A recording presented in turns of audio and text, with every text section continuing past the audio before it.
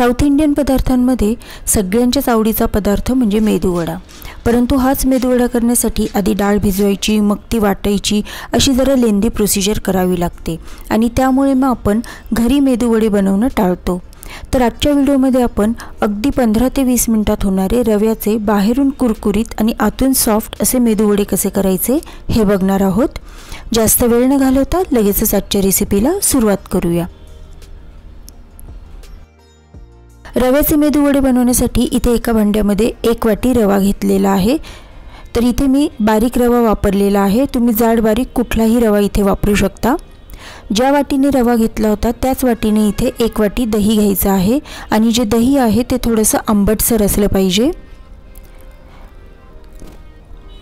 आता यामध्ये टाकायच्या 2 बारीक चिरलेल्या हिरव्या मिरच्या, मिरचीचं प्रमाण तुम्ही तुमच्या आवडीनुसार घ्यायचं।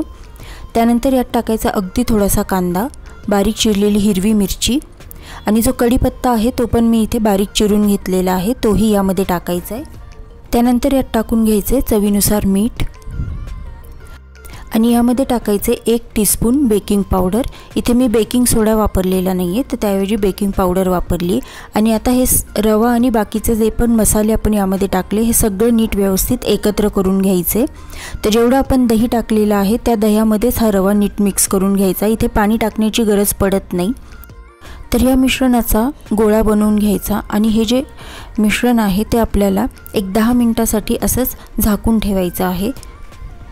तर आता हे मिश्रण आपण 10 मिनिटासाठी झाकून ठेवूयात। 10 मिनिट झालेले आहे, चेक करूया। तर हे पहिल्यापेक्षा हे जे मिश्रण आहे ते थोडंसं घट्टसर झालेलं आहे, परंतु एवढंही घट्ट झालं नाही की यामध्ये अजून पाणी टाकावं लागेल। तुम्ही जर जाड रवा वापरला तर मात्र तुम्हाला कदाचित थोडंफार पाणी इथे वापरावं लागेल। तर त्यावेळी सुद्धा जास्त पाणी इथे वापरायचं नाही, अगदी 1 टेबलस्पून पाणी वापरलं तरी चालेल। आता हा जो गोळा आपण बनवलेला आहे हा याच्यामध्ये आपल्याला क्रिस्पीनेस आणायचा आहे, म्हणजे जे वडे आपण करणार आहोत त्याला क्रिस्पीनेस आणायचा आहे। तर त्यासाठी यामध्ये टाकायचे 2 चमचे तांदळाचं पीठ। तांदळाचं पीठ टाकल्यामुळे ह्या वड्यांना बाइंडिंग तर येतच, शिवाय वडे जे आहेत ते छान क्रिस्पी पण होतात, म्हणून आपण इथे अगदी 2 चमचे तांदळाचं पीठ टाकलेलं आहे। तांदळाचं पीठ टाकून परत एकदा हे सगळं नीट मिक्स करून घ्यायचं। तर वडे बनवण्यासाठीचं जे आपलं हे पीठ आहे ते इथे तयार झालेलं आहे। आता या पिठातलाच थोडासा गोळा घ्यायचा आणि त्याचे वडे करायचे, पण त्याआधी हाताला अगदी थोडंसं तेल लावायचं, म्हणजे हे जे पीठ आहे ते हाताला चिकटणार नाही आणि हव्या त्या आकाराचे आपण इथे हे मेदूवडे करून घेणार आहोत। तर इथे मी थोडे मोठे वडे केले आहेत, तुम्ही थोडे लहान केले तरी चालेल। तर अशा प्रकारे आपण हे सगळे वडे करून घेणार आहोत। तर इथे सगळे वडे करून झालेले आहेत। आता हे वडे आपल्याला तेलामध्ये तळून घ्यायचे। तर तळण्यासाठी इथे गॅसवर कढईमध्ये तेल गरम करत ठेवलेलं आहे। तर तेल फार गरम करायचं नाही, म्हणजे अगदी कडकडीतही गरम नको आहे किंवा अगदी कमी गरमही नको आहे, मध्यम गरम तेल असलं पाहिजे।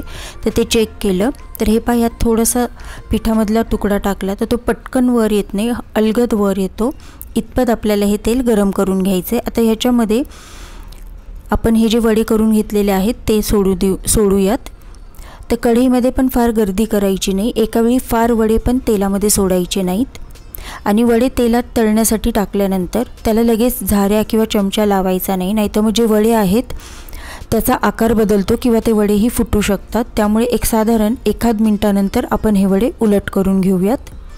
तर 1 मिनिट झालेलं आहे आणि आता हे जे वडे आहेत ते आपण उलट करून घेऊयात आणि वडे छान सोनेरी रंगाचे होईपर्यंत इथे तळून घ्यायचेत। तर गॅसची जी फ्लेम आहे ती मध्यमच ठेवायची, कुठेही वाढवायची नाही। तर हे वडे जे आहेत ते छान सोनेरी रंगावर इथे तळून झालेले आहेत।